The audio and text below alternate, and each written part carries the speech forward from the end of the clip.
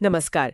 आज 1 जुलाई 2025 है और हमारे पास ना भारत के कई हिस्सों से मानसून की भारी बारिश और उसके असर से जुड़ी कई रिपोर्ट्स हैं। आज हम इन्हीं सब जानकारियों को थोड़ा खोलकर देख रहे हैं। मतलब हिमाचल से लेकर लखनऊ, कोलकाता और पश्चिमी उत्तर प्रदेश तक समझने की कोशिश करेंगे कि ज़मीनी हकीकत क्या चल रही है और ये बारिश लोगों की ज़िंदगी पर कैसे असर डाल रही है। तो पहाड़ों से शुरू करें। हिमाचल में तो लगता है स्थिति काफी गंभीर है। सुन रहे हैं 10 जिलों में रेड अलर्ट है। हाँ बिल्कुल, रेड अलर्ट मतलब ये मौसम विभाग की सबसे आप कह सकते हैं गंभीर चेतावनी होती है। और हिमाचल में स्थिति वाकई चिंताजनक है। शिमला, मंडी जैसे जिलों में भारी बारिश हुई है और ब्यास नदी तो काफी उफान पर है। अच्छा। कई जगह सड़कों का संपर्क टूट गया है, बिजली भी गुल है और वो जो ऐतिहासिक शिमला काल का रेलवे लाइन है ना, उसे भी रोकना पड़ा है। ओहो, ये तो काफी मुश्किल हो गया होगा लोगों के लिए। जान का खतरा भी है। कांगड़ा और कुल्लू में तो अचानक बाढ़ आ गई, जिसे हम फ्लैश फ्लड कहते हैं। हाँ, जिसमें पानी एकदम से आ जाता है। बिल्कुल बिना किसी चेतावनी के। उसमें जाने भी गई हैं और कई लोग अभी भी लापता बताए जा रहे हैं। और यही नहीं, पहाड़ी ढलानों पर भूस्खलन का खतरा उत्तराखंड और जम्मू कश्मीर में भी बना हुआ है। बाप रे, ये तो हुई पहाड़ों की बात। अच्छा, अब जरा मैदानों की तरफ देखें तो उत्तर प्रदेश की राजधानी लखनऊ, वहां भी भारी बारिश की खबर है। हाँ जी, लखनऊ में भी दोपहर में जबरदस्त बारिश हुई और उसने कई इलाकों को बिल्कुल पानी पानी कर दिया। सादतगंज, चौक, गोमती नगर, सब जगह जलभराव की गंभीर समस्या देखने को मिली। एक पुराना खाली मकान भी ढह गया। गनीमत ये रही कि कोई अंदर था नहीं उस वक्त। पेड़ गिरे हैं, ट्रैफिक जैम तो खैर हुआ ही। और ये जो पानी भरने वाली बात है, ये सिर्फ इसलिए कि बारिश बहुत ज्यादा हुई या शहर के अपने इंतजाम, ड्रेनेज वगैरह में भी कोई कमी है? बीजी, ये एक बहुत अहम सवाल है, क्योंकि समस्या सिर्फ बारिश की मात्रा की नहीं होती। अक्सर शहर का जो ड्रेनेज सिस्टम है, उसकी क्षमता कितनी है, ये भी मायने रखता है। नगर निगम कह तो रहा है कि नालों की सफाई हो रही है, पंपिंग स्टेशन चेक कर रहे हैं, लेकिन अक्सर देखते हैं कि खराब पंप और जाम नालियां, ये तो जैसे हर साल की कहानी बन जाती है। तो ये दिखाता है कि शायद हमें सिर्फ तात्कालिक उपायों से आगे भी सोचना होगा। और हाँ, वो जो पुराने जर्जर मकान हैं, उनका खतरा भी बना ही रहता है इसी बारिश में। सही कहा। लखनऊ जैसी ही स्थिति कुछ कोलकाता में भी सुनने में आ रही है। वहां तो मेट्रो तक रोकनी पड़ गई। हाँ, कोलकाता का भी यही हाल। लगातार बारिश से सड़कें तो डूबी ही और मेट्रो सेवाएं सोमवार को 2 बार रोकनी पड़ी।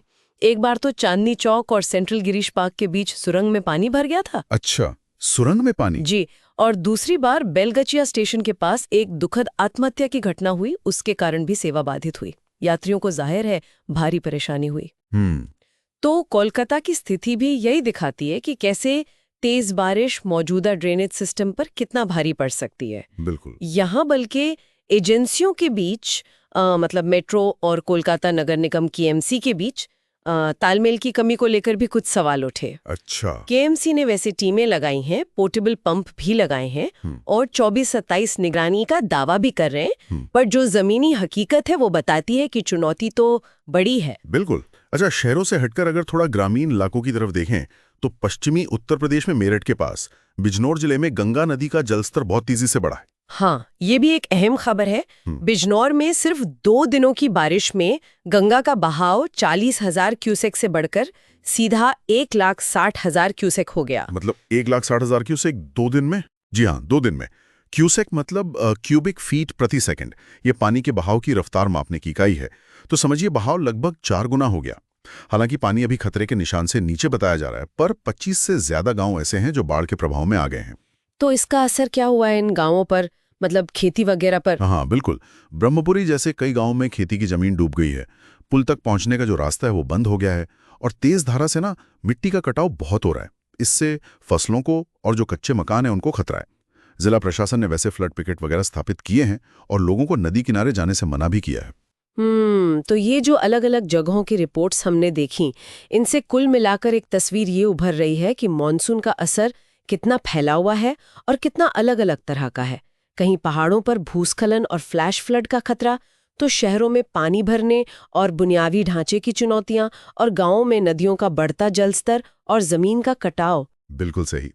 और इन सब का निचोड़ या कहें कि सार यही निकलता है कि मौसम विभाग, आईएमडी और जो स्थानीय प्रशासन है, उनकी चेतावनियों और सलाह पर लगातार ध्यान देना बहुत जरूरी है। हाँ, ये तो है। खासकर जिन इलाकों में रेड या ऑरेंज अलर्ट जारी हुआ है, वहां तो गैर जरूरी यात्रा से बचना ही चाहिए।